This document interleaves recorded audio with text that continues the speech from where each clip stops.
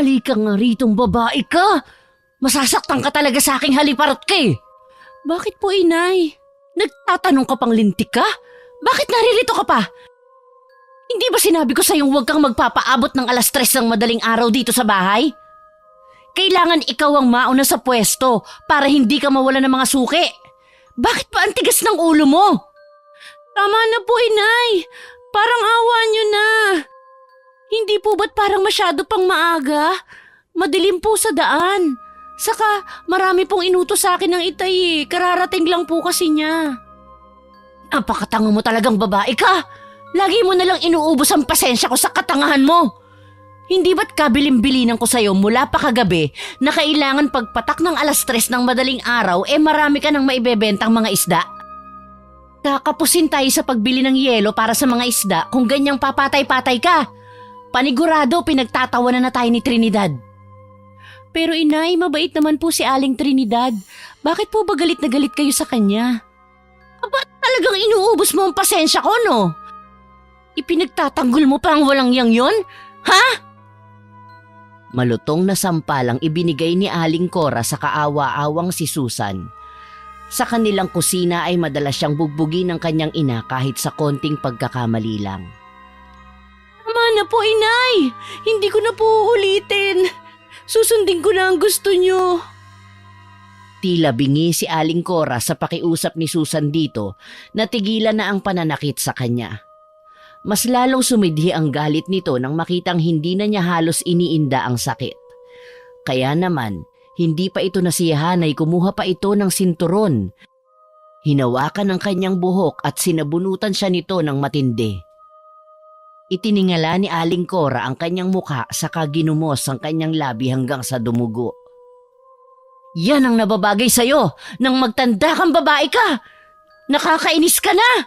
Nakakasawa na ang pagmumukha mo. Nakikiusap ako, inay. Tama na po. Aray ko.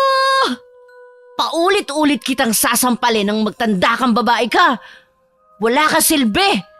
Ang dapat sa'yo ay hindi pa kainin ng ilang araw. Akala ni Susan hanggang sa pagsampal lang sa mukha niya ang gagawin ng ina. Laking gulat niya nang bigla nitong ipulupot ang sinturon sa kamay nito at walang awa siyang hinagupit sa kanyang likuran. Ina, bakit niyo ba ako sinasaktan ng ganito? Anak niyo ako pero bakit parang hayop ang trato niyo sa akin? Aba at sumasagot ka pa ha? Ha? Aray ko, inay! Tama na po! Ginagawa ko naman ang lahat para lang hindi kayo magalit sa akin. Tinalikuran ko ang malaking pagkakataon na sana ay makapag-aral ako para sa inyo. Pero ano, hindi pa rin kayo naging masaya. Aba at talagang ang kapal na mukha mong sumagot-sagot sa akin ha? Baka nakakalimutan mo hanggat nasa poder kita. Wala kang karapatang magreklamo. Wala ka rin karapatang isumbat sa akin na hindi ka nakapag-aaral. Kasalanan mo yan. Bobo ka kasi! Bakit, inay? Kung naging matalino ba ako, pag-aaralin niyo ba ako ni Itay? Hindi naman po, di ba? Mas mahalaga sa inyo ang negosyo ninyo kaysa sa akin na anak ninyo. Oo, mahalaga sa akin ang negosyo ko dahil dyan tayo kumukuha ng pang-araw-araw nating pangangailangan. Kailangan kong pagtiisan ng pagiging makupad mo para lang may maipalamon ako sa'yo sa inyong dalawa ng batugan mong ama. Kung mag-demand ka, akala mo malaki ang pakinabang mo sa akin. Kung pwede lang na magsauli ng anak, abay, matagal ko nang ginawa. Ibinalik na lang sana kita sa matris ko para naman mawala ka na sa buhay ko. Ang kaso hindi eh, dahil nga dumating ka sa buhay ko. Ako rin, inay. Ilang beses kong hiniling sa Diyos na sana hindi na lang kayong naging ina ko. Sana hindi na lang ako sinilang sa mundo para maging anak ninyo. Magmula nang magkaisip ako, hindi ko naramdamang minahal ninyo ako bilang anak ninyo. At kung bibigyan ako ng pangalawang pagkakataon, hihilingin ko na sana hindi ikaw ang ina ko. Abat, ang hihilingin kong maging ina ay yung umiiyak kapag nasasaktan ako. Nalulungkot kapag may mga pasa ako sa katawan. At sa tuwing may mga sugat ako, kaya niyang yakapin ako at ipadamang siya ang ina ko. Pero ngayon, Ikaw na mismong ina ko ang nagbibigay ng pasa at sugat sa katawan ko. Anong klase kayong ina? Wala kayong kwenta. Ah, ganon ha? Hindi na nga nakapagtimpi sa galit si Aling Cora. Sinugod nito si Susan at walang awang pinagsasampal siya ng ina, dahilan para malugmok siya sa sahig. Sa pangalawang pagkakataon, sumabog na nga ng tuluyan ng galit ng may 45 taong gulang na si Aling Cora. Ang malalakas na sampal ni Aling Cora sa makinis na mukha ng 18 taong gulang na si Susan ang maririnig na tunog sa katahimikan ng madaling araw. Palibhasa ay malayo sa kabihasnan at walang kapitbahay ang kinatitirikang dampa nila Susan. Walang nakakarinig sa malalakas na sigawan ng mag-ina sa kusina ng kanilang tahanan. Marahang itinulak ni Susan ang palad sa sahig para makaupo ng tuwid. Saka hinaplos ang sariling pisngi na tinamaan ng matigas na palad ng kanyang ina. Bumalong ang luha at lumanda sa nag-iinit niyang pisngi. Ano pang tinutunga-tunga mo dyan? Tumayo ka na at umalis ka na sa harapan ko. Magtinda ka na sa palengke at baka hindi ako makapagtimpi mapatay lang kita. Umaalingaw-ngaw ang malakas na boses ng kanyang ina, habang hawak nito ang sinturong ipinangpalo sa kanyang katawan. Dahan-dahang napatayo si Susan bago tumingin sa nakapamewang na ina. Naniningkit ang mga mata nito sa galit. Siguraduhin mo lang na mauubos mo ang aking mga isda dahil kung hindi, malilintikan ka ulit sa akin. At sisiguraduhin kong makakalbo ka na sa gagawin ko. Opo, inay. Sunod-sunod ang ginawang pagtango ni Susan sa sinabing yon ng kanyang ina bilang pagsang-ayon sa ipinag-uutos nito. Inihakbang niya ang kanyang mga paa patungo sa kusina para lapitan ang 2 timba na nakapatong sa lamesa. Araw yon ng Biyernes at ang araw na yon ay matumalang bentahan ng mga isda. Madalang ang mga taong namimili sa palengke. Idagdag pa ang halos kaliwat kanang nagtitinda ng mga isda na higit na mas mura sa mga paninda niya. Kasama na nga rito ang magaling na mang-akit ng customer na si Aling Trinidad. Ano bang ingay yan, ha? Abe, 3:00 pa lang ng madaling araw, nakakabulabog na kayo ng mga tulog. Singhal ng ama ni Susan na si Mang Damian. Pahikab-hikab pa itong lumabas ng sarili nitong silid. Halata pa rin dito ang kalasingan sa halos magdamag ba naman itong pakikipag-inuman sa biyena nitong si Lolo Impo, ang ama naman ng inay ni Susan na si Aling Cora. Ito kasing anak mo, napakatigas ng ulo, manang-mana sa'yo. Bakit napunta sa akin ang usapan? Wag mo naman palaging saktan si Susan. Hindi na magandang tignan dahil dalaga na rin niyang anak mo. Saka, inutusan ko kasi siya kanina na mag-init muna ng tubig. Nang makapagkape muna siya bago pumunta ng palengke para magtinda. Nang sa ganon, may laman ang kanya sikmura. Bakit ba pinapagalitan mo tong anak natin? Dapat ikaw ang gumagawa niyan dahil ikaw ang ina. Oo nga, dalaga na yung anak mo pero ang utak paslit pa rin. Aba, kailan matututo yan? Kapag patay na ako? Itinulak pa ng hintuturo ni Aling Cora ang sintido ng nakatayo pa rin na si Susan. Pasigok-sigok ito sa pag-iyak habang nakatungo. Ang sabihin mo, wala ka lang talagang pagmamahal sa anak mo. Wala kang kaamor-amor kay Susan dahil nabubuhay ka pa rin sa nakaraan. Huwag mo ako simulan ng pag-aaway, Damian. Si Susan ang pinag-uusapan natin dito, hindi ang pagiging ina ko. Ikaw itong wala ng ibang inaatupag kundi alak. Mag-isip ka rin naman ng ibang hanap buhay nang hindi na ako nagkakaganito. Kung makapuna ka, akala mo malaki ang nagagawa mo sa pamilyang ito. Aba, hindi rin naman makapal ang pagmumukha mo, ano? Ikaw itong makapal ang mukha Bakit hindi ikaw ang magtinda ng mga isda riyan sa palengke? Tutal, ikaw naman ang palaging magaling. Pesteng buhay to, oo. Magsama kayo ng anak mo.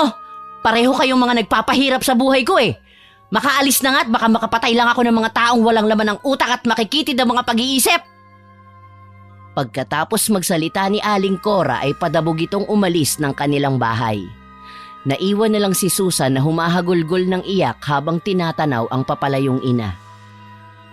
Hala, kumilos ka na anak. Huwag mo nang hintayin na makabalik pa yung nanay mo at masaktan ka uli.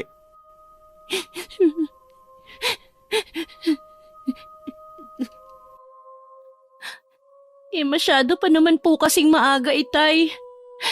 Isa pa, natatakot pa ako mag-isa sa daan. Masyado pa pong madilim.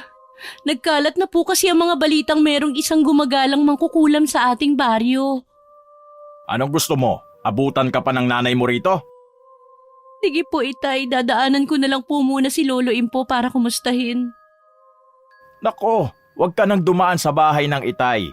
Paniguradong abala siya sa mga oras na ito dahil sa kumakalat na kakaibang sakit dito sa lugar natin. Nambibiktima rin ngayon ng malupit na mangkukulam. Marami po palang nagpapagamot kay Lolo. Ang alam ko po, itay, bawal na sa kanya ang nasosobrahan ng pagod. Baka tama lang po na dumaan ako sa kanya bago po sana ako tumuloy sa palengke para magtinda. Ay, wag na nga. Bakit ba ang tigas ng ulo mo? Kaya ka nasasaktan ng nanay mo dahil hindi ka marunong makinig eh. Paano kung doon pala pumunta ang nanay mo? Paano ka ngayon? Imposible po, itay. Alam ko pong magkagalit si Lolo Impo at inay. Kumunot ang noo ni Mang Damian dahil sa sinabi ni Susan. Mukha rin na wala itong nalalaman tungkol sa nabanggit na pagkakatampuhan ng mag-ama. Ay teka, anong galit ba ang pinagsasasabi mo ha anak? Abay, kahapon lang kausap ko ang lolo mo. Wala namang nababanggit ang itay tungkol kay Cora. Hindi ko rin po alam, itay. Saka hindi ko na po talaga nakikitang nag-uusap sila ni inay. Bahagyang napaisip si Mang Damian at muli ay tumingin sa anak. Ay baka dahil doon kaya akala mo magkagalit ang nanay mo at ang lolo Impo mo. Kaya nga, huwag ka na muna pumunta ron ha. Delikado sa panahon ngayon, baka madamay ka. Madamay po saan, itay? Wala naman po sigurong masamang mangyayari sa akin kung sakali pong bisitahin ko ang lolo. Kuwan kasi, hindi mo ba alam kung anong kumakalat na suliranin dito sa ating baryo? Abay, usap-usapan na rito sa ating barangay na pwede raw tayong may makasalamuhang mangkukulam. Akala ko po ba hindi sila totoo kagaya ng nabanggit ninyo kanina? Kasi anak, iba naman kasi ang pagkakalahad mo kanina. At ang lolo mo ang gumagamot ng mga taong kinukulam. Aba mahirap na. Paano kung balikan ng itay ng mangkukulam at gamitin ka para matalo siya? Kaya nga wag na muna anak. Wag ka munang magpakita sa lolo mo. Nanlaki ang mga mata ni Mang Damian habang sinasabi ang nangyayaring suliranin kay Susan. May punto rin ang ibig sabihin ng nais nitong mangyari. Kung bakit kailangan niyang huwag munang magpakita kay Lolo Impo. Araw-araw ay nakakasanayan na ni Susan ang palaging dumadaan sa bahay ng kanyang Lolo Impo para magbigay galang dito. Idagdag pa ang tuwa sa kanyang nararamdaman kapag nakikita niya itong nakaupo at pinagagaan ang kalooban niya. May dala ring swerte sa kanya kapag nakakausap si Lolo Impo. Nagkakataon kasi na nauubos ang kanyang panindang mga isda sa tuwing nakakausap niya ito. Hala, bilisan mo na. Kumilos ka na. Sundin mo na lang ang iniuutos sa'yo ng nanay mo. Sakalang nanumbalik sa kasalukuyan ang pag-iisip ni Susan nang marinig ang malakas na boses ng kanyang ama. Nagmamadali siyang kumuha ng 2 timba na may mga laman na isdang bangus at mga tulingan. Sa kabilang timba naman ay puro mga isdang galunggong na mas nauuna pang maubos kaysa sa malalaking isdang dala niya. Bukod kasi sa mura na, mukha ring sariwa ang mga yon. Sige po, itay, alis na po ako. Ay teka, wala ka bang dalang ilaw? Ang mabuti pa, dalin mo na tong gasera ko. Ilang oras na lang din naman ang hihintayin ko at magliliwanag na rin ang buong paligid. Iniabot ni Mang Damian ang lumang gasera sa anak. Salamat po, itay. O ambilin ko ha, huwag ka munang dumalaw sa lolo mo. Mas makabubuting dumiretso ka na sa palengke. Una lang ang ginawa ni Susan bilang tugon sa sigaw sa kanya ng amang si Damian bago ito tumalikod sa kanya para bumalik sa kwarto nito. Malalim ang buntong hininga na muling itinuon ni Susan ang pansin sa kanyang nilalakaran. Katulad ng ibinilin sa kanya ng ama, hindi na muna siya dumaan sa bahay ng kanyang lolo para sana ay magbigay galang muna rito. Tinahak na lang niya ang daan patungo sa palengke. May mga nakakasabay na rin siyang mga tao na maagang pumupunta sa talipapa para makapamili ng mga paninda o di kaya ay maagang magbukas ng kanilang mga tindahan. May mga ilang tao na bahagyang umiiwas sa kanya at bumibilis ang paraan nila ng paglalakad. Ang ama naman niyang si Mang Damian ay isang bangkero at mas madalas ay mangingisda. Nakikihuli lang ito sa lambat at ang mahuhuli nitong mga isda ay siya naman niyang inilalako sa palengke. Katulad ng mga isdang daladala niya ngayon. Malapit sila sa dagat kaya hindi mahirap sa kanila ang umangkat ng mga paninda sa iba kung walang nahuhuli ang kanyang ama. Si Aling Cora naman ay mas madalas taong bahay lang. Madalas din itong nasa kapitbahay at kung minsan gabi na ito umuuwi. Katwiran nito ay naririyan naman daw siya para maghanap buhay para sa kanilang pamilya. Pagkadating sa pwesto ni Susan sa palengke ay humahangos na sinalubong siya ng may 48 taong gulang na si Aling Trinidad. Maganda pa rin ito at simple lang manamit. Mabait ito sa kanya at kapag nauunang nauubos ang paninda nitong isda, ay tinutulungan siya ng ginang para magtinda hanggang sa maubos nila yon. Ibinaba ni Susan ang mga dalang timba saka humarap kay Aling Trinidad. Naku, Ineng, hindi ka dapat naririto. Abay, pagkaalis mo kahapon hinahanap ka ni Rodrigo. Galit na sumugod dito. May dalang itak. Ho? Bakit daw po? At may dala pang itak? Ano raw po ang dahilan at hinahanap ako? Sunod-sunod ang tanong ni Susan sa hindi mapakaling si Aling Trinidad. Nagdadalawang isip ito kung sasagutin ba ang tanong niya o hindi. Pero agad din naman itong napatingin sa kanya. Pun kasi, galit na galit si Rodrigo. Mukhang sa paninda mo isinisisi ang pagkakasakit ng anak at asawa nito. Mabuti na lang talaga at maagang naubos ang iyong paninda. At kanina nga, muli na naman siyang bumalik dito, hinahanap ka. Natatakot ako para sa'yo, Ineng. Naku, Aling Trinidad, wala ho ako nalalaman sa ibinibintang niya sa akin. Nakakasigurado po akong sariwa at ligtas kainin ng isdang itinitinda ko. Ganun ang nangyari, Susan. Dala pa nga nito ang ilang pirasong isda at talaga namang inuuod na ang mga yun. Ang ipinagtataka raw nila ay may mga tinikpa ng lukban ng mga bituka ng mga ito. Diyos ko, hindi po maaari na magkaganon ng paninda ko.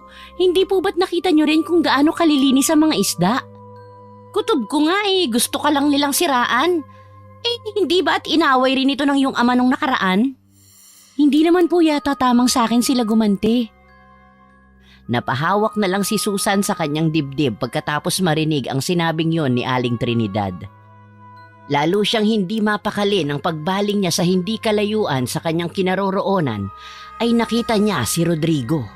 Dala nito ang itak. Ay, Diyos ko, Susan! Tumakbo ka na! Dito ka magdaan sa likod ng tindahan ko, dali! Talagang delikado. Desidido ang lalaking yun, nasaktan ka! Tarantang pahayag ni Aling Trinidad sa kanya. Sa pagkakataong yun ay hindi na malaman ni Susan ang kanyang gagawin. Paano po ito mga paninda ko? Ay, Diyos ko namang bata ka, oo. Huwag mo nang alalahanin ang paninda mo. Kailangan mo makaalis dito. Magmadali ka, parating na siya. Halos ipagtulakan ni Aling Trinidad si Susan sa pag-aalala na baka maabutan ito ni Rodrigo.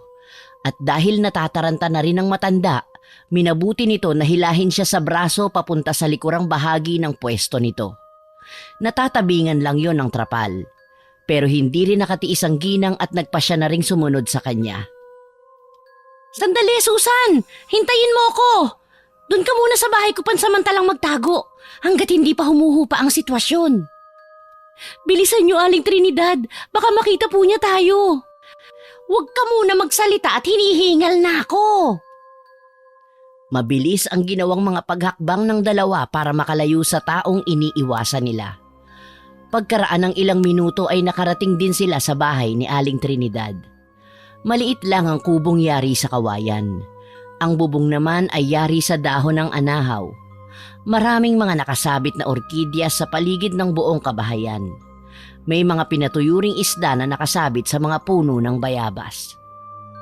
Tuloy ka, Susan. Pagpasensyahan mo na tong bahay ko, ha? Hindi mo kailangan umuwi sa inyo dahil natitiyak kung pagagalitan ka lang ng iyong ina. May bago ka pa namang mga pasa sa katawan.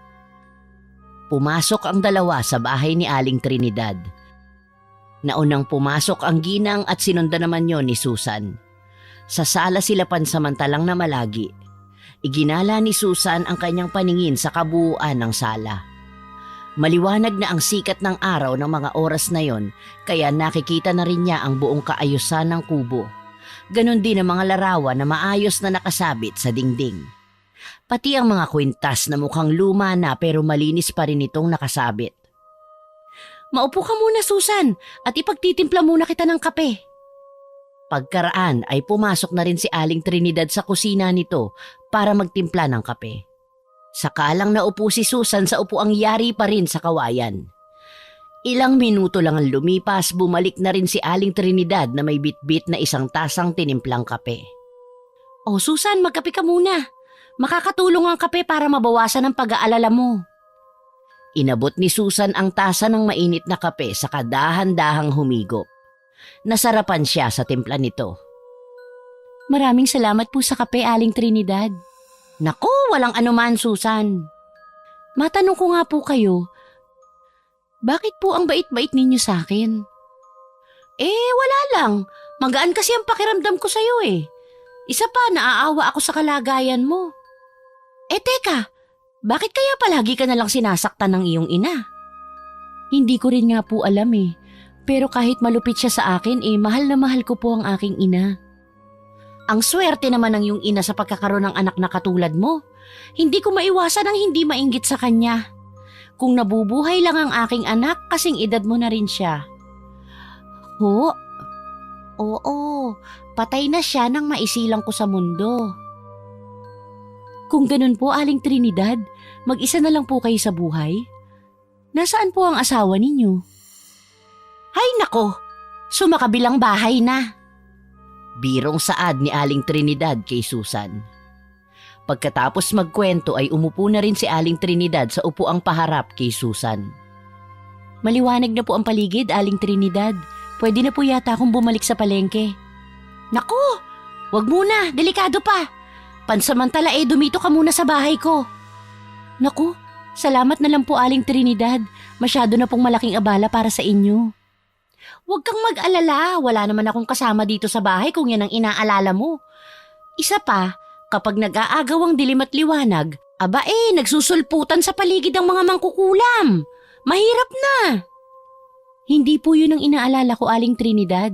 Ang paninda ko po kasi baka mawala sa palengke. Paniguradong mapapatay ako ni inay, lalo kung malalaman niyang naririto ako sa bahay ninyo. Kung sa bagay may punto ka.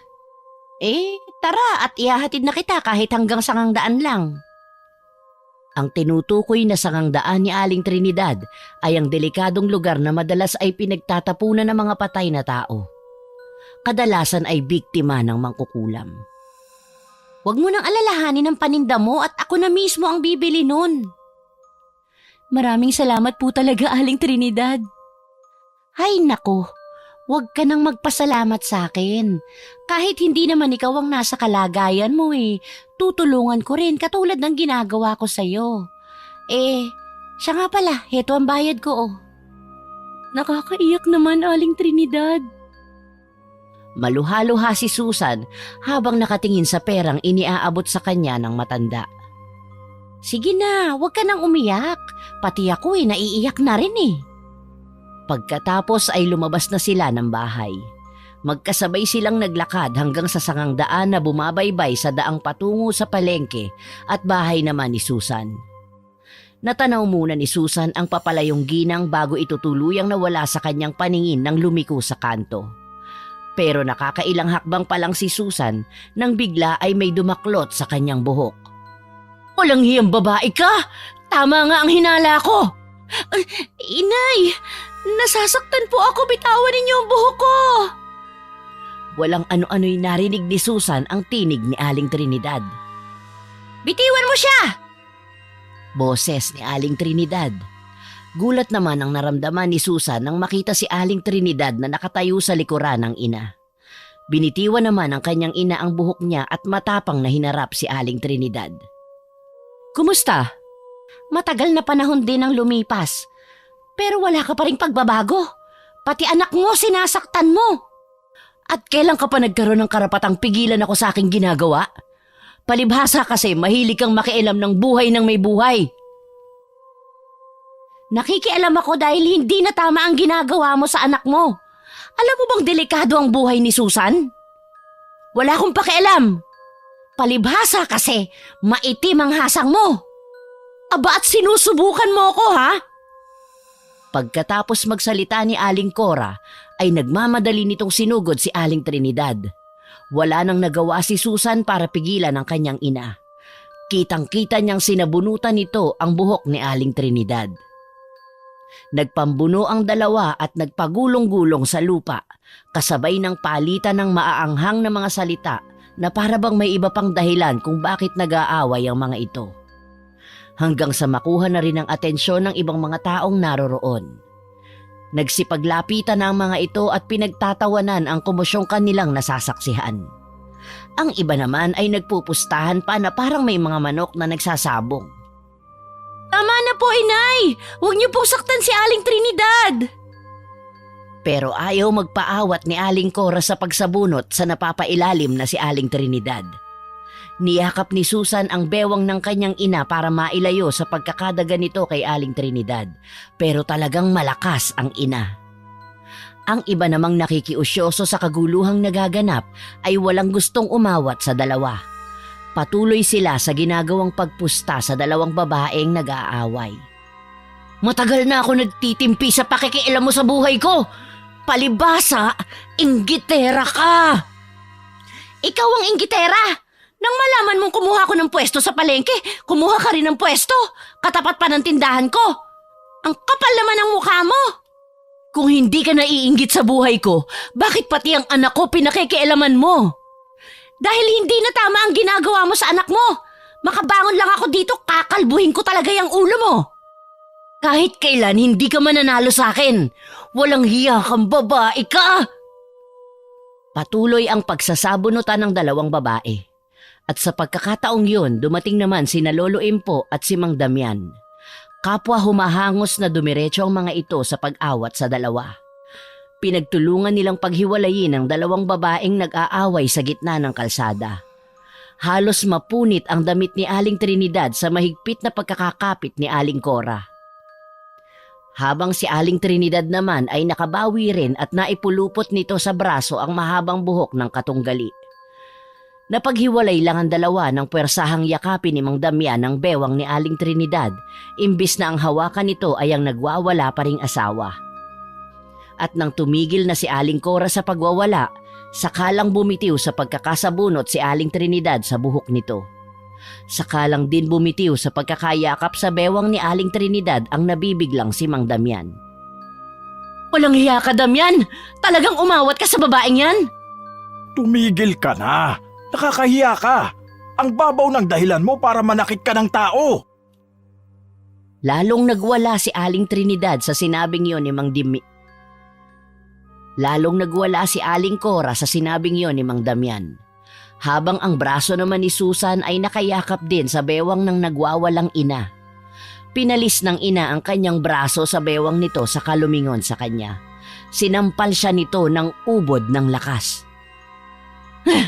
Tarantada kang babae ka! Traidor ka! Bakit po? Alam mong galit na galit ako sa babaeng yan, pero heto ka at nakikita ng dalawa kong mga mata na magkasama kayo kanina. Pumunta ako ng palengke at wala ka ron. Iniwan mo ang paninda mo para sumama sa babaeng yan. Halos mangibabaw ang malakas na boses ni Aling Cora habang kausap nito si Susan. Pasensya na po, inay. Natakot po ako kanina nang sabihin sa akin ni Aling Trinidad na galit sa akin si Mang Rodrigo. May dala po siyang itak. Ang totoo po niyan, tinulungan ako ni Aling Trinidad. Wala akong pakialam! Hindi ko gustong makita na magkasama kayo ng babaeng yan. Naiintindihan mo? Ano po bang masama kung sumama ako at makipag-usap ako kay Aling Trinidad? Wala siyang ginagawang masama sa akin. Kung tutuusin, mas may kwentang tao pa siya kesa sa inyo. Halos umikot ang ulo ni Susan sa lakas ng sampal na muling pinadapo ni Aling Cora sa pisngi niya. Ang kapal ng mukha! Hindi na naituloy ni Aling Cora ang iba pang sasabihin nito kay Susan nang biglang may sumampal sa pisngi nito. Nasa po nito ang pisngi at tiningnan kung sino ang sumampal. Halos manlaki ang mga mata ni Susan nang makita ang kanyang lolo Impo na nakaangat pa ang kamay matapos nitong sampalin ng ina. Sumusobra ka na! Palagi ka na lang malupit sa apo ko! Tama lang na makarinig ka ng masasakit na salita mula kay Susan! Dahil tama ang kanya mga sinabi sa'yo! Lolo, tama na po. Hayaan mo ko, apo! Hindi ko na kayang makitang nahihirapan ka ng ganito sa sarili mong ina! Pinagsisisihan ko ang araw na minahal kita, Cora, bilang kaisa-isa kong anak! Huwag kayong makialam dito, Itay. Alam ninyo kung ano ang nararamdaman ko. Tumigil ka! Huwag mong palabasin na ako masama rito! Kung hindi mo kayang mahalin ang apo ko, mas makabubuting sa akin muna siya tumira. Mamuhay ka ng mag-isa dahil yun ang nararapat! Tama si Itay, Cora. Hindi ko na rin kayang matagalan ang mga pananakit mo sa anak natin. Ganun ba? Sige, magkampihan kayo. Magsama-sama kayo. Nako, dapat lang yan sa'yo. Isa ka pa. Alam kong ikaw ang mangkukulam dito. Sinabotahe mo ang paninda ko para ikaw ang lumabas na mabuting tao sa paningin ng anak ko, sa paningin ng asawa ko. Maghintay ka lang, patutunayan kung nagkamali silang lahat. Masama ka! Pagkatapos duru-duruin ni Aling Cora si Aling Trinidad, ay mabilis na itong tumalikod paalis. Malalaki ang mga hakbang na lumayo ito sa kanila para umuwi sa kanilang tahanan. Sakalang bumagsak ang mga luha ni Susan na kanina pa niya pinipigilan nang makaalis na ang kanyang ina. Parang pinipiga ang puso niya sa pagtalikod na yon ng kanyang ina. Kaya nilapitan na lang siya ni Aling Trinidad, saka niyakap siya ng mahigpit. Lalong napahagulgol ng iyak si Susan nang maramdaman ang mahigpit na yakap ni Aling Trinidad. Pasensya ka na kung umabot kami sa pag-aaway ng iyong ina. Hindi ko na sana kayo lalapitan kanina pero nakita kong sinasaktan ka, kaya nagmadali akong lapitan kayo. Maraming salamat po, Aling Trinidad, sa mga tulong ninyo sa akin. Iniangat ni Susan ang paningin sa mukha ni Aling Trinidad, saka siya kumawala sa pagkakayakap dito at pinahid ang mga luhang lumandas sa kanyang pisngi. Huwag ka na munang magpakita sa palengke katulad ng sinabi ni Lolo Impo sa'yo kanina. Mas makabubuting doon ka na muna pansamantalang tumira sa kanya. Tama si Trinidad, Susan. Susundan ko na muna ang iyong ina. Baka kung anong maisipan niyang gawin. Makabubuting nasa tabi niya ako palagi. Tayo na, apo ko. Para magumot ko na rin ang mga sugat mo. Hinawakan ni Lolo Impo si Susan. Sa pagkabigla niya ay uminit ang braso ng matanda nang mahawakan siya nito. Hindi naman napansin ni Lolo Impo ang kakaiba niyang naramdaman. Nagpatiuna na lang ito sa paglalakad at ganun din si Mang Damian at Aling Trinidad para bumalik sa kani-kanilang naiwang trabaho. Walang imik na sumunod sa uugod-ugod na matanda si Susan. Ganun din ang ginawa ng ibang taong nakasaksi sa kaguluhan kanina.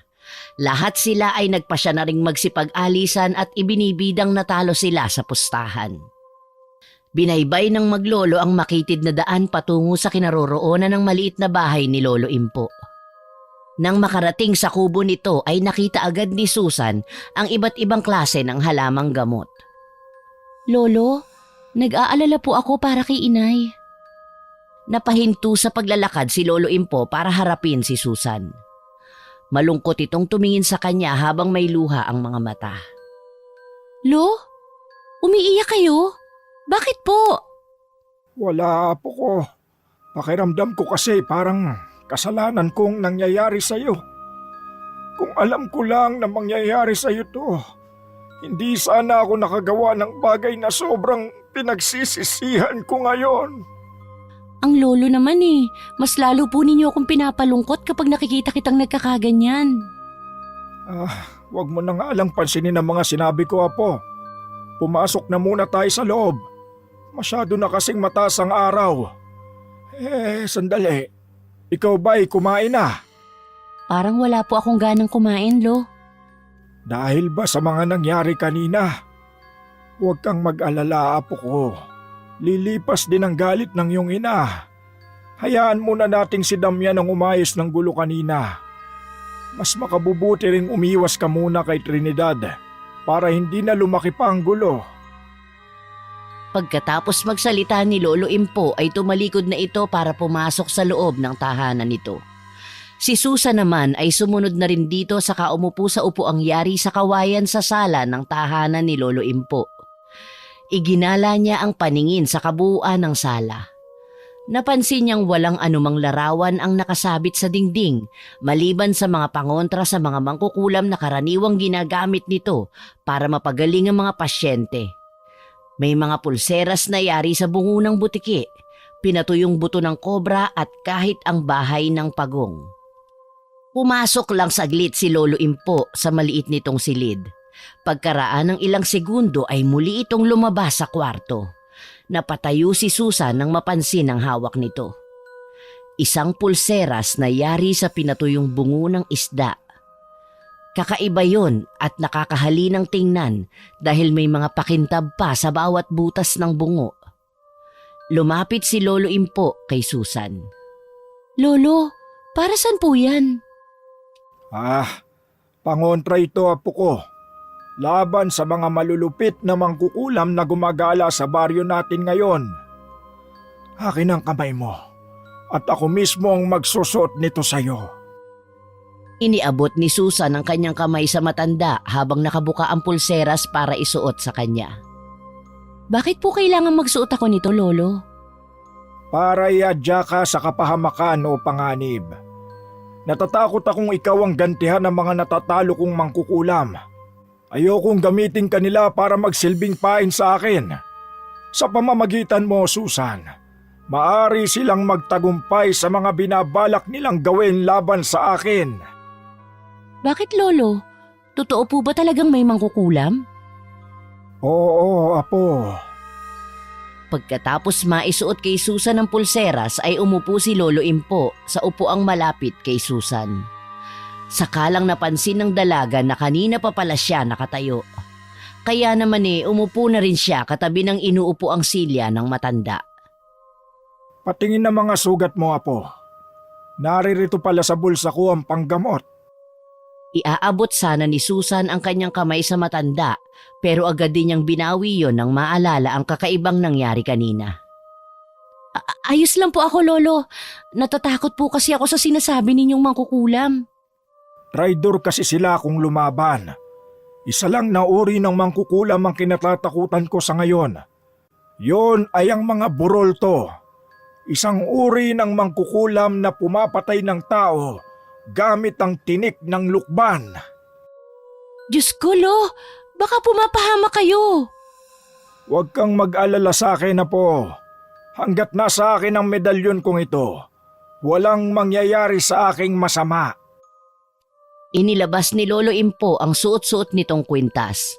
Kulay pula yon na mayroong butas sa gitna. Hinubad yon ng matanda para ipakita kay Susan. Pero bigla siyang napaso nang mahawakan ng medalyon ng matanda.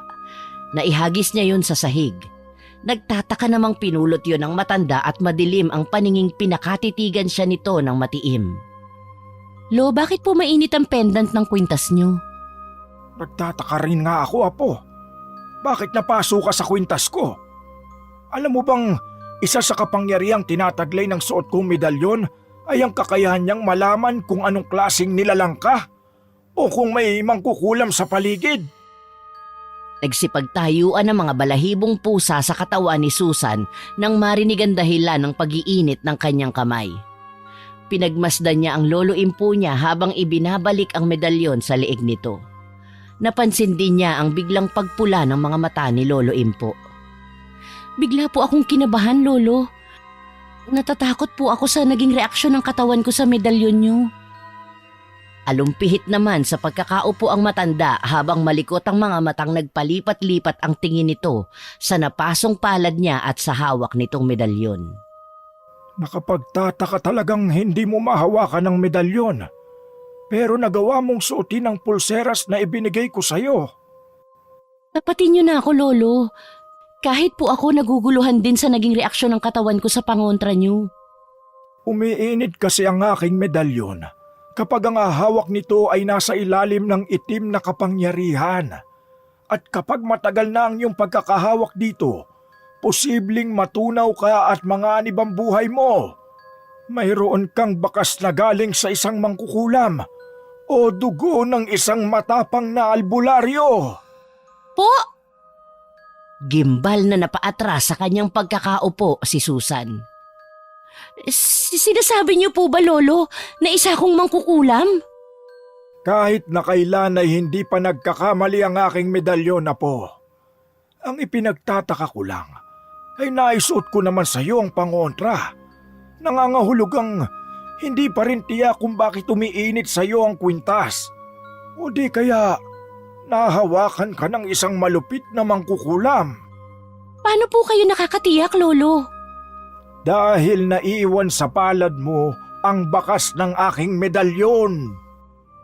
Pinagmasdang mabuti ni Susan ang kanyang palad.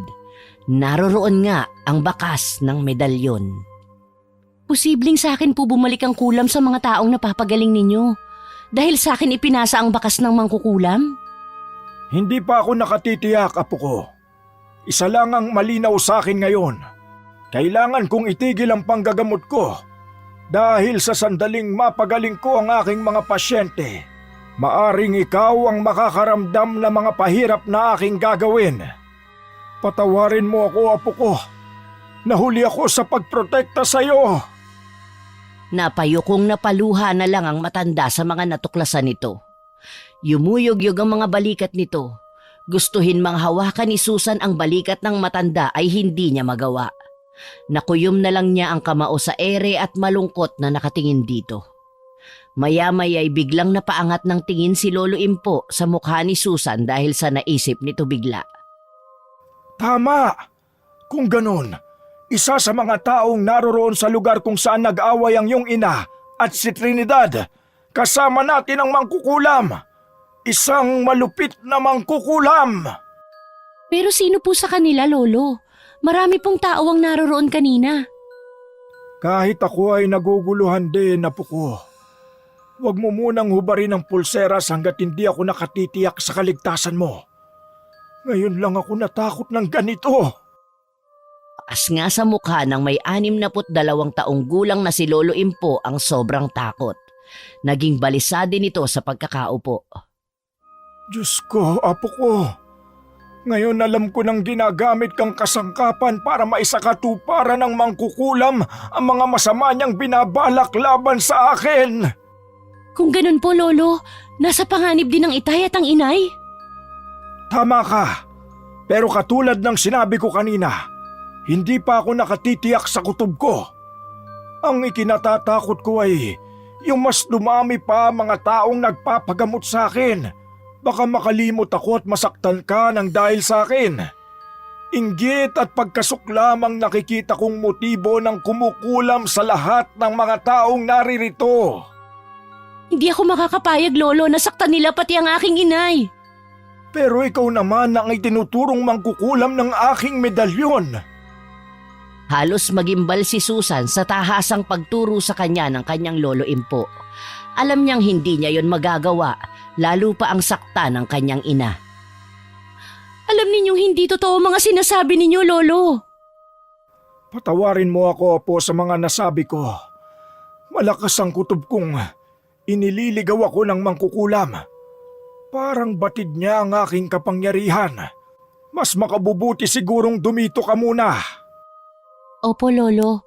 Gusto ko mangako kayo sa akin na hindi po ninyo pababayaan ng inay. Salamat, apo ko. Kahit naging malupit sa iyo ang aking anak, siya pa rin pala ang inaalala mo. Pagkatapos magsalita ni Lolo Impo ay nagpaalam ito na mahihiga raw muna dahil masyadong napagod sa paglalakad. Habang si Susan naman ay tahimik na napaupo sa bangko at pinagmamasdang mabuti ang bungo ng isdang nakapalamuti sa pulseras na nasa braso niya. Malalim na buntong hininga ang pinakawala ni Susan habang nakamasid pa rin sa suot niyang pulseras. Pagkaraan ng ilang minutong pag-iisip, nagulantang naman siya ng sunod-sunod na pagtawag ni Mang Damian sa labas ng bahay ni Lolo Impo. Mabilis na tinungo ni Susan ang bintana para silipin ng ama. Sakto namang mabilis na itong umakyat sa hagdan para makapasok sa loob ng bahay. Ang itay, narireyan ba? Oo po, Itay. Nasa kwarto po niya. Nagtatakang nakatitig sa itsura ng ama si Susan. Butil-butil ang pawis nito, hinihingal at namumutla. Mukhang galing ito sa pagtakbo para lang makarating agad sa bahay ng kanyang lolo. Bakit po, Itay? May masama po bang nangyari? Humugot muna ng malalim na hininga si Mang Damian bago humihingal pa rin na sumagot kay Susan. Mayroon anak. Nadatnan ko ang iyong inang namumutla at nanghihina. Walang tigil ang pagtagas ng dugo mula sa kanyang sinapupunan. Natutop ni Susan ang sariling bibig nang marinig ang sinabi ng kanyang ama. Diyos ko! Ang inay! Kaya ako napasugod dito ay para sunduin ang itay. Kailangan niya ng albularyo. Sino? Sino nangangailangan ng albularyo? Nakasilip sa nakaawang na kurtina ng silid nito si Lolo Impo. Itay, kailangan ko po ang tulong ninyo. Si Cora, dinudugo. Abay, imposibleng mangyari yon. Ang alam ko sa dinudugo naagasan o di kaya naman ay buntis. Lolo, kailangan na po nating mapuntahan ng inay. Baka kung napapano na siya. Tama ka, apo ko. Saglit lang at dadalin ko ang aking mga kagamitan sa panggagamot. Ikaw naman, Damian. Mauna ka na sa amin ni Susan para may kasama si Cora habang wala pa kami doon. Sige po, itay. Yun lang ang sinabi ni Mang Damian sa kapatakbo ng tumalikod. Ang matanda naman ay tarantang pinaglalagay ang mga gamit nito sa maliit na lagayan na yari sa hinabing uway. Si Susan naman ay hindi mapakali at nanginginig ang katawan dahil sa nalamang sinapit ng ina. Mabilis ang ginawang paglakad ng maglolo papuntang bahay ni na Susan. Malakas ang kabang bumundol sa dibdib ni Susan nang makarating sa tapat ng kanilang bahay. Nagmamadali namang nagpatio na ang matanda sa pag-akyat ng hagdan patungo sa loob. Diretso sila sa kwarto kung saan naroroon si Aling Cora. Nadatnan nilang nakahiga si Aling Cora sa kandungan ng namumutlang si Mang Damian. Mabilis na lumapit ang matanda sa nakahigang si Cora. Diyos ko, anong nangyayari sa iyo, anak? Napaluhod si Lolo Impo sa tabi ng anak saka makahulugang sumulyap kay Susan pati kay Mang Damian na takot na nakamasid sa namimilipit na si Cora. Pinulsuhan ni Lolo Impo si Cora para masiguradong hindi ito nagdadalang tao. Pero nginig ang kamay ng matanda at bakas din ng takot sa mukha nito nang mapansing tila napapaso si Cora nang mahawakan ito sa braso. Ano pong sakit ni inay, Lolo? Mayroong kumukulam sa iyong inaapo ko. Damian, delikado ang lagay ni Cora. Kung ganun po, kailangan madala si Cora sa ospital. Baka maubusan siya ng dugo. Hindi ito magagamot sa ospital. Hindi kaya ng mga doktor na malaman kung ano ang sakit ng anak ko. Lolo, gawin niyo po ang lahat, magamot lang ang inay. Nakikiusap po ako. Tulungan niyo po siya. Sa pagkakataong yun ay noon lang tumindi ang nararamdamang takot sa dibdib ni Susan. Sobra siyang nag-aalala para sa ina. Kaya napahagulgol na lang si Susan sa labis na kabang bumundol sa kanyang dibdib. Tigilan mo nga ang kadramahan mo, ha, Susan? Nakakairita ka! Matapang pa ring manalita si Aling Cora sa kabila ng iniinda nitong sakit. Tumigil ka na ng kahibangan mo, Cora. Huwag kang masyadong manhid at bulag sa pagmamahal na ipinapakita sa iyo ng anak mo. Ano ba talagang sakit ko? Malapit na ba akong mamatay? Diyos ko, inay, huwag po kayo magsasalita ng ganyan. Hindi ko hahayaang mangyari yun sa iyo. Ang mangkukulam na tinutukoy ko ay ang malupit na burolto. Isang uri ng mangkukulam na may matinding emosyon. Ang tingin niya sa mga tao ay kalaban. Ang hindi ko lang maintindihan ay bakit ikaw pa, Cora, ang binibiktima? Natigilan ang tatlo sa seryosong pahayag na yon ni Lolo Impo. Ano po bang ibig niyong sabihin, Lolo? Hindi ako ang makagagamot kay Cora, kundi isang salamangkerong kayang lumaban sa kapangyarihan ng isang burulto. Hindi po pamilyar sa akin ang inyong sinabi, Itay. Ang burulto ay ang mangkukulam na gumagamit ng tinik ng lukban para itusok sa kakaiba nitong kagamitan. Imbis na karayom na itutusok sa manika, ang mangkukulam na ito ay gumagamit ng katawan ng sariwang isda. Sa kaso ni Cora, ginamitan siya ng isdang binutasan ng tiyan para tumagas ang dugo. Hindi pumapatay ang mga burulto, pero pahihirapan kanila hanggang sa ikaw na mismo ang magdesisyong kumitil ng iyong sariling buhay dahil hindi mo na matatagalan ang matinding sakit na nararanasan. May alam po ba kayong salamangkerong pwedeng makatulong sa inay? Sa kasamaang palad ay wala, apo ko. Isa pa, ngayon pa lang ako nakatagpo ng ganitong klasing mangkukulam. Ang kailangan lang ay pansamantalang mapigilan ang matinding pagdurugo ng iyong ina. Pero ano po? bawal ko siyang gamutin dahil sa iyo, Susan. Mukhang alam ng mangkukulam ang kahinaan ko. Malakas ang kutob kong si Trinidad ang may kagagawan nito. Hindi makapaniwalang napanganga si Susan sa biglang pagbanggit ni Lolo Impo sa pangalan ni Aling Trinidad. Paano naman po mangyayari yun, Lolo? Napakabait ni Aling Trinidad. Hindi niya po yun magagawa sa inay. Ako rin po, Itay. Imposibleng gawin ito ni Trinidad. Bakit? May ibang tao pa ba kayong naiisip na may galit sa akin? Ha? Mangkukulam ang babaeng yon. Gigil na gigil si Aling Cora sa tatlo. Napabalikwas pa ito ng upo at umirap kay Damian na parang sinasabi nitong pinagtutulungan na naman siya para kumampi kay Aling Trinidad. Mukhang tama ang asawa mo, Damian. Pasensya ka na po, pero si Trinidad lang ang naiisip kong may motibo para gawin ito sa iyong inay. Pero Lolo, sa pagkakakilala ko po sa kanya ay mabuti siyang tao. Hindi pa rin ako naniniwalang magagawa yun ni Aling Trinidad. Mapagpanggap ang mga burolto. Mapanlin lang. Kadalasan ay ipinakikita nilang pag-uugaling mabait.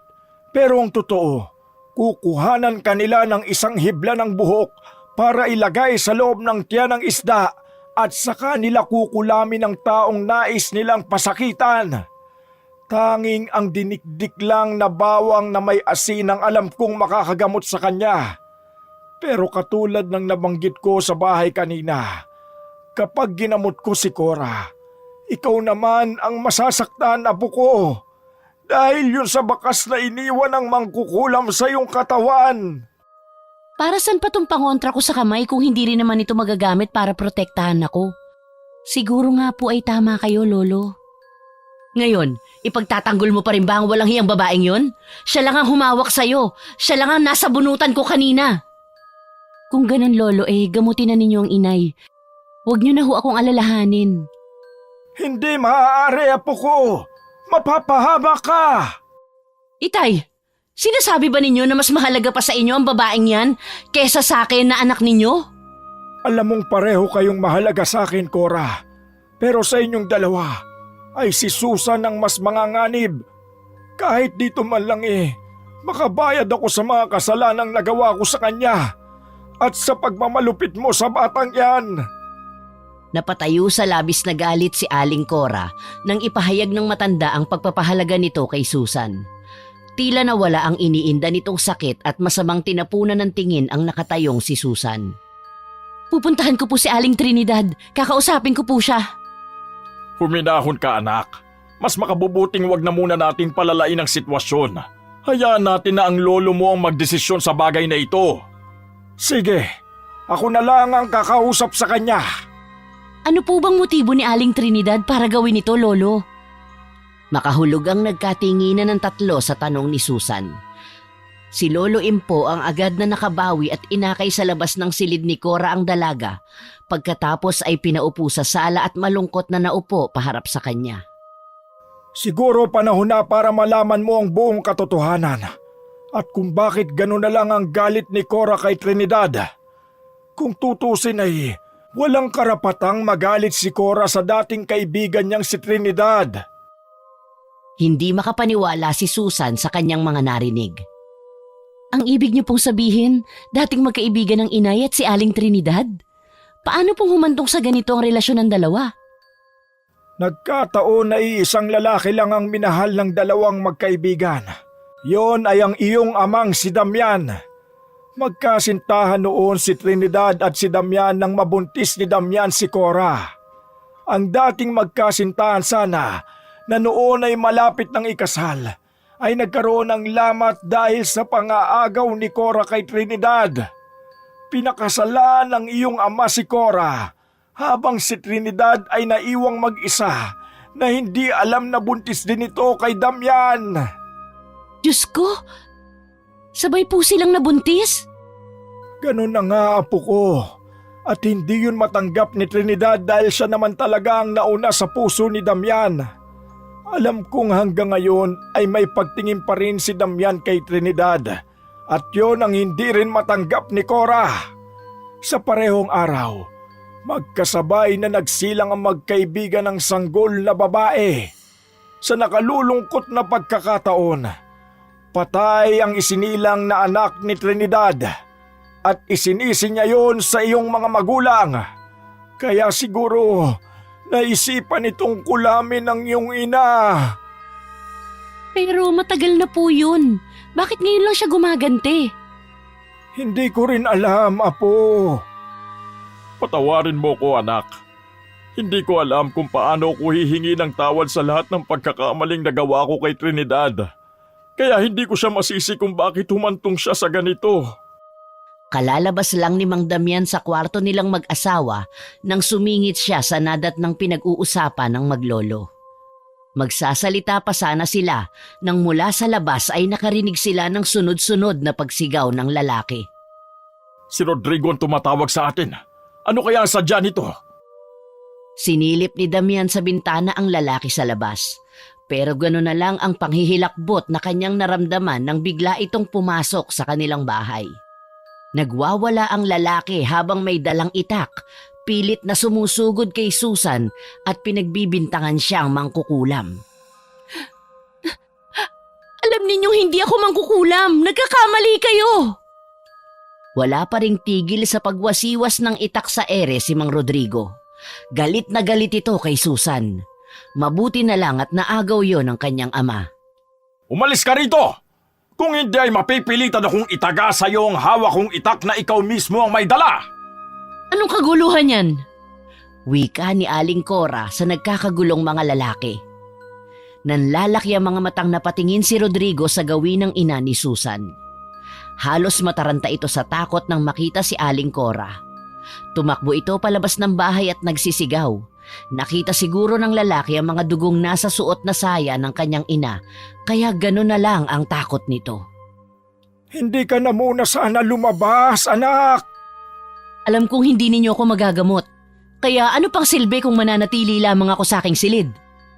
Pupuntahan ko si Trinidad at magtutuos kami! Baka sa mukha ng ginang ang pagbalatay ng matinding galit.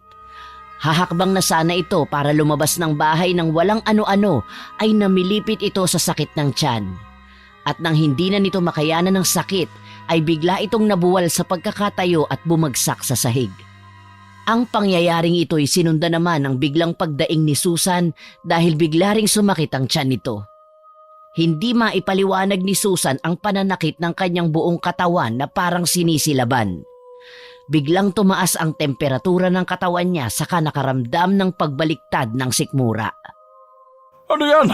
Ano ang mga yan? Ang tinutukoy ni Damian ay ang mga bituka ng isdang lumabas sa mga isinuka ni Susan. Kahit si Susan ay binalot na rin ng takot nang makita ang mga bituka na lumabas sa kanyang bibig. Napakalansa at walang kasing baho ang amoy. May mga kasamang dugo ang lumalabas sa bibig ni Susan. Mahabaging langit, nagsisimula ng umatake ang mangkukulam. Magmadali ka, Damian. Samahan mo kong magdasal. Maghawak-hawak kamay tayo. Nagdadalawang isip pang sumunod si Mang Damian sa utos ng kanyang biyenan. Naupo sila sa paligid ng nakahiga ng si Susan at Aling Cora, habang si Susan ay namimilipit pa rin sa sakit ng tiyan.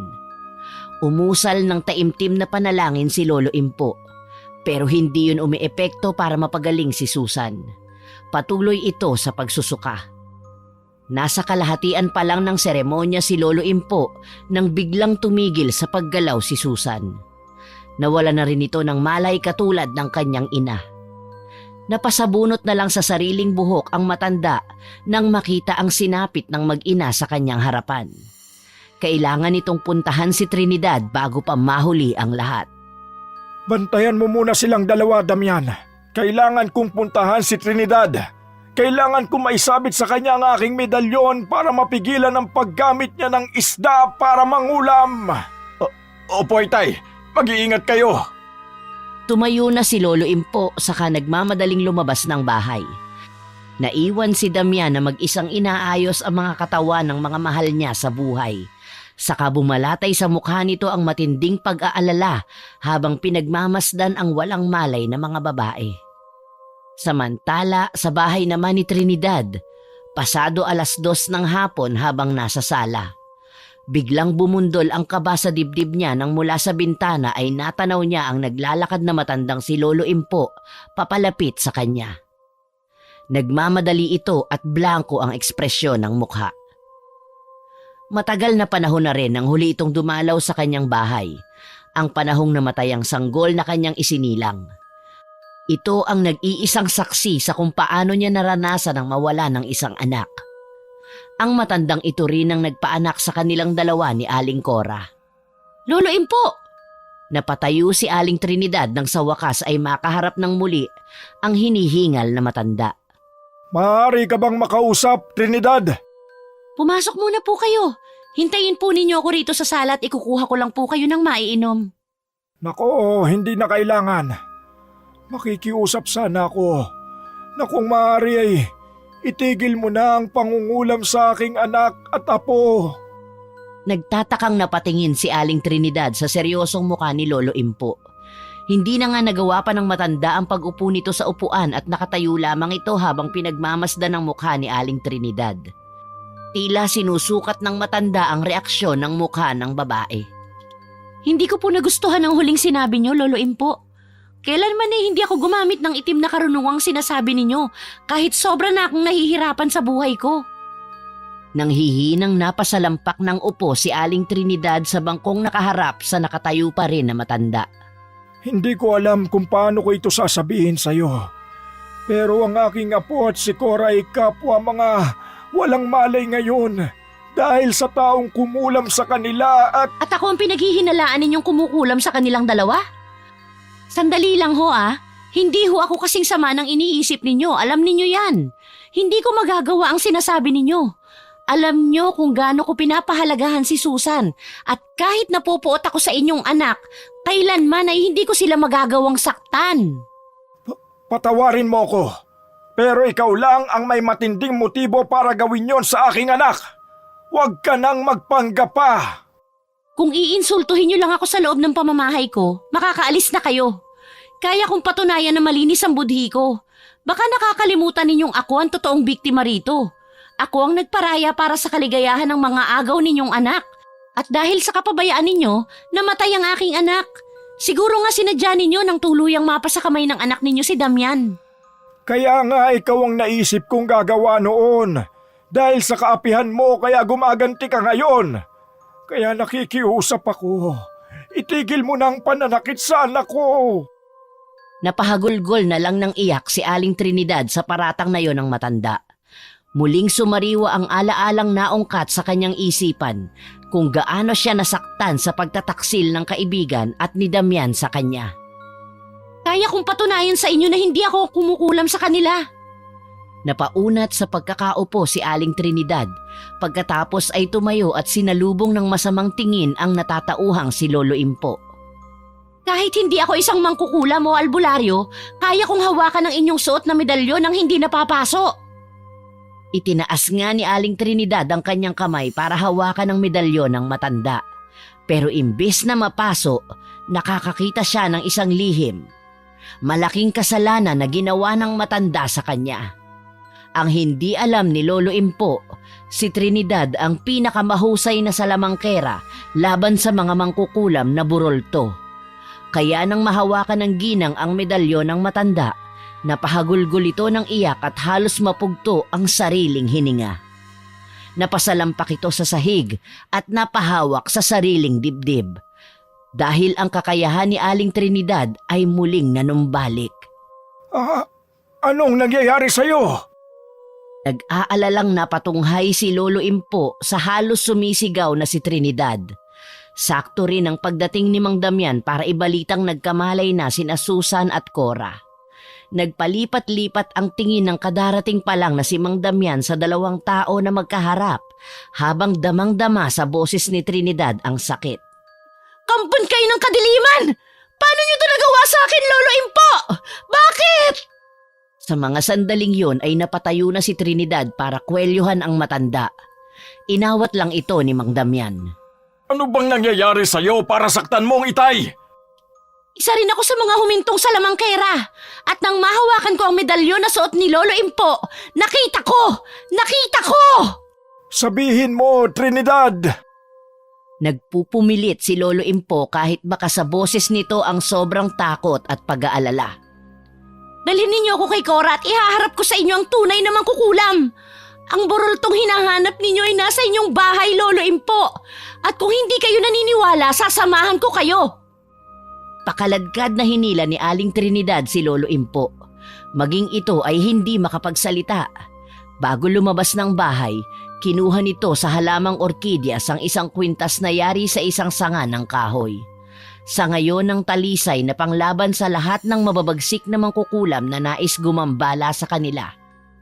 Isinuot ni Aling Trinidad ang kwintas at muling hinawakan sa braso ang matanda. Sa pagkakataong yon, si Lolo Impo na ang halos namimilipit sa sakit dahil siya ang napapaso sa pagkakahawak ni Trinidad sa kanya. Si Damian naman ay tahimik lang na nakamasid sa dalawa at hindi naiintindihan ang mga nangyayari. Sumunod ito sa dalawang naunang maglakad patungo sa kanilang tahanan. Hanggang makarating sila sa bahay ni na Susan at Aling Cora. Natanaw ni Susan ang halos pakaladkad na paghila ni Aling Trinidad sa kanyang lolo. Kaya kahit nanghihina pa ay nilapitan niya ang mga paparating at pilit pinalis ang mahigpit na pagkakahawak ni Aling Trinidad sa braso ng kanyang lolo. Pero hindi niya yun nagawa dahil maging siya ay napaso sa matinding init na gumapang sa kanyang kamay nang magdikit ang balat nila ni Aling Trinidad.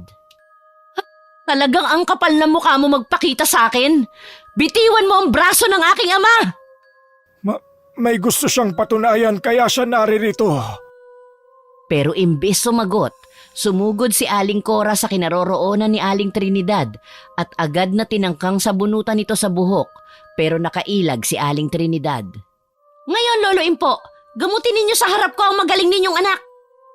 Nabigla si Lolo Impo. Si Susan naman ay naguguluhang nakamasid lang sa mga kilos ng mga tao na nasa kanyang harapan. Idagdag pa ang kakaibang pakiramdam nang dumating si Aling Trinidad sa kanilang tahanan. Nagsindi ng kandila si Lolo Impo saka lumuhod sa tabi ng nakatayong si Aling Cora. Ngunit inawat ito ni Aling Trinidad at ito mismo ang nagsagawa ng isang ritual bilang isang salamangkera. Pumikit ito ng mariin saka umusal ng isang kakaibang orasyon. Doon nila napansin ang kakaibang paggalaw ng usok ng kandila patungo sa kinaroroonan ni Aling Cora. Dahil doon, napaatras si Aling Cora at parabang bigla itong namutla.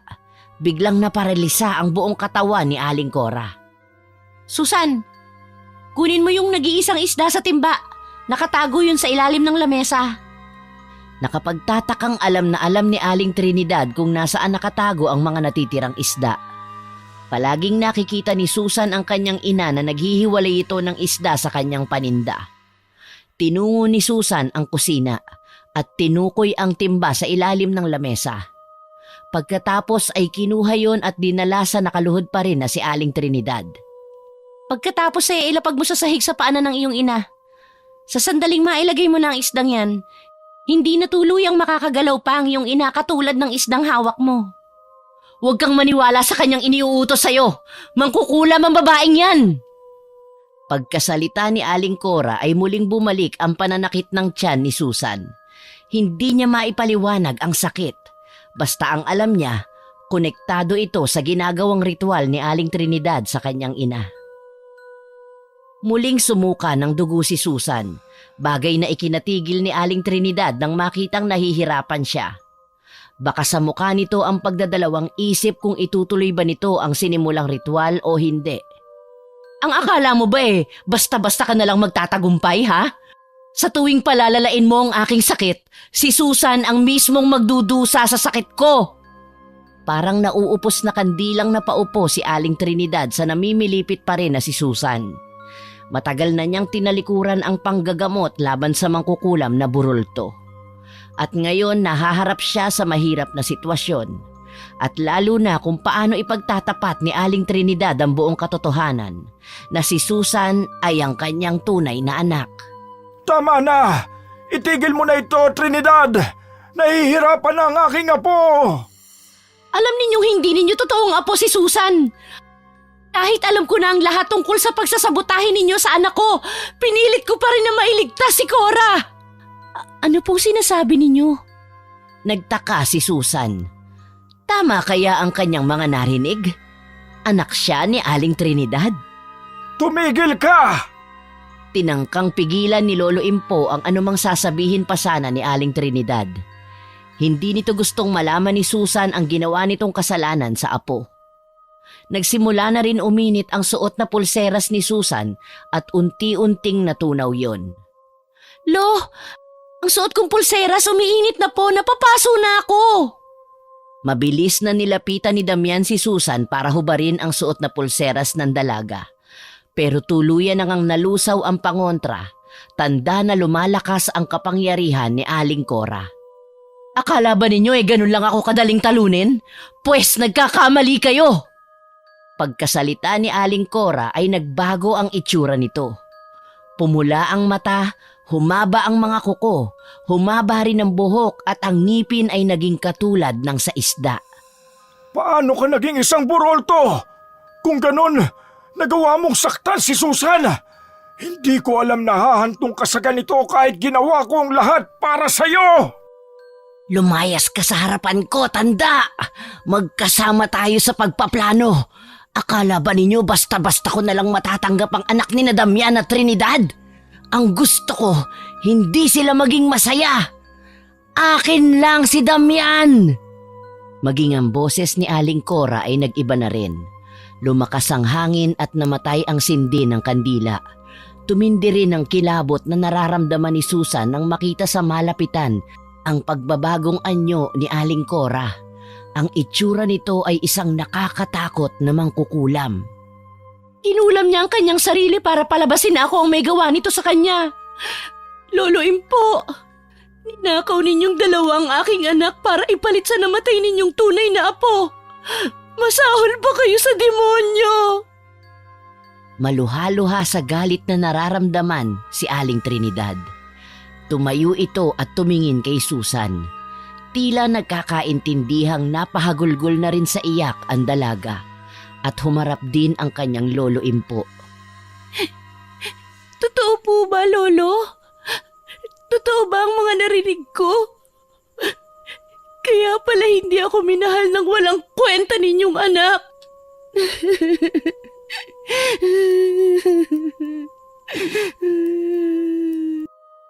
Halos gustong sumabog ang dibdib ni Susan sa galit habang nakatingin sa nakayukong lolo. Si Damian naman ay nanlalabo na rin ang paningin sa luhang sumilay sa mga mata nito. Matinding puot ang naghahari ngayon kay Susan para kay Aling Cora at Mang Damian.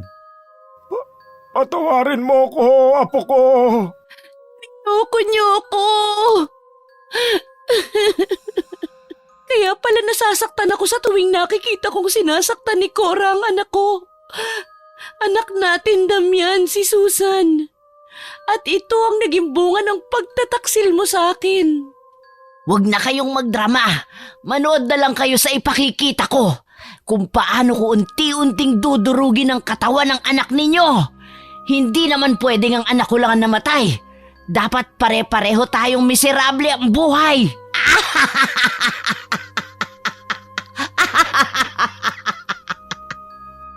Pumailan lang ang malakas na tawa ni Aling Cora habang dinadampot muli ang isdang nakalapag sa sahig. Saka nito inilabas ang tinik ng lukban at pinagtutusok sa harap nila ang katawan ng isda. Biglang natumba si Susan sa sahig habang namimilipit sa sobrang pananakit ng kanyang tiyan. Tama na! Itigil na natin ito! Wala kang karapatang magalit sa kanila, Cora! Ikaw mismo ang pumili sa buhay mo! Huwag mong isisi sa kanila ang pagkawala ng iyong anak. Kasalanan mo rin ang nangyari. Ang anak mo ang naging kapalit ng itim na karunungang tinataglay mo ngayon. Nakikiusap ako, Cora. Umiiyak na nakaluhod sa harapan ng anak si Lolo Impo. Hindi makapaniwala si Lolo na ito ang naging bunga ng pagkonsinti niya sa kagustuhan ng anak. Tumigil ka na, Cora! Talaga bang wala nang natitirang pagmamahal dyan sa puso mo? Kahit para kay Susan lang? Hindi pa ba sapat ang mga pagpapahirap mo sa kanya? Hindi ka pa ba masaya na nagtagumpay ka na sa pag-angkin mo sa akin sa babaeng una kong minahal? Itigil na natin ito at huwag mo nang pahirapan ang mga sarili natin! Anga! Isa kang malaking hangal! Ngayon pa ba na nasa kamay ko na ang tagumpay? Katuparan sa pinapangarap ko ang mawala sa landas natin ang mag-inang yan! Mariing itinuro ni Aling Cora ang mag-inang Aling Trinidad at Susan. Kahit kailan na hindi pa nagtagumpay ang masama sa mabuti. Oo, ako na ang masama. Si Trinidad ang mabuti. Alam mo ba kung gaano ko pinagtiisan ng araw-araw na nakikita ko ang pagmumukha mo? Ha? Patawad sa inyo, Trinidad, Susan, lalo na sa iyo, Damian. Itatama ko ang nagawa kong pagkakamali. Pero sa ngayon, kailangan nating mapigilan si Cora sa binabalak niyang gawin kay Susan. Hindi ganun kadaling magpatawad at hindi ko nahahayaang masaktan muli ang aking anak. Mas lalong nataranta si na Aling Trinidad nang sa pangalawang pagkakataon, muling sumuka ng dugo si Susan. Nabuwal ito sa kinatatayuan at habol ang sariling hininga. Halos manglumo si Aling Trinidad nang makita ang paghihirap ni Susan. Ramdam naman ni Susan ang pagtusok-tusok sa kanyang balat. Pasimpleng umikot si Lolo Impo sa likuran ni Aling Cora. Hindi yun napapansin ng ginang dahil abala ito sa pagtusok ng tinik ng lukban sa katawan ng isda. Nang makatiyak si Lolo Impo sa perpektong pagkakataon, dito na niya hinubad ang medalyon at isinabit sa lieg ng anak. Doon na lumabas ang totoong anyo ni Aling Cora. At pagkatapos ay bigla na itong nagbalik sa dating anyo nito. Halos pagsakluban ng langit at lupa ang apat ng mula sa pinto ng sala ay dire-diretsong pumasok si Mang Rodrigo at bigla na lang nitong sinaksak ng itak sa dibdib si Aling Cora. 2 kamay ang ipinantulak sa itak at isinagad yun ni Rodrigo hanggang sa lumampas sa katawan ni Aling Cora. Inay! Kay lakas ng sigaw na yon ni Susan. Mabilis ang pangyayaring nakatakbo rin patakas si Mang Rodrigo. Bumagsak ang katawan ni Aling Cora sa sahig, sa kandungan mismo ni Aling Trinidad. Si Susan naman ay gumapang sa kinaroroonan ni Aling Cora.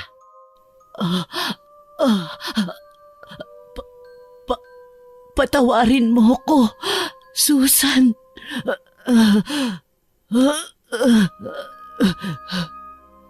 Sa gitna ng paghabol ni Aling Cora sa sarili niyang hininga, ay umiiyak itong humingi ng tawad kay Susan. Inay! Inay, tumaban ka! Dadalhin ka namin sa ospital! O wag na. Anak, Tuluyan ng napahagulgol ng iyak si Susan. Ito kasi ang kauna-unahang pagkakataon na narinig niya ang salitang anak mula kay Aling Cora. Kahit na kailan, hindi ako nagtanim ng sama ng loob sa iyo, Cora. Bukas palad kong tinanggap ang katotohanang hindi kami nararapat sa isa't isa ni Damian. Pinatawad kita kahit masakit sa aking kalooban. Pinagtaksilan mo ko. Kayo ni Damian ang nagkasala sa akin. Bakit kailangan ako ang magdusa? Bakit ako ang ginagantihan mo? Pero ngayon nakikiusap akong mabuhay ka. Hindi ka mamamatay, Cora. Kaibigan kita.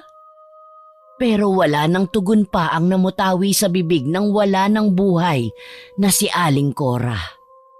Nayakap na lang ng mahigpit ni Aling Trinidad ang kaibigan. Ganon din si Susan. Si Lolo Impu naman ay tahimik na lumuluha habang pinagmamasdan ang nagkalat na dugo sa sahig. Napuno ng iyakan ang buong sala ng tahanan ni na Susan.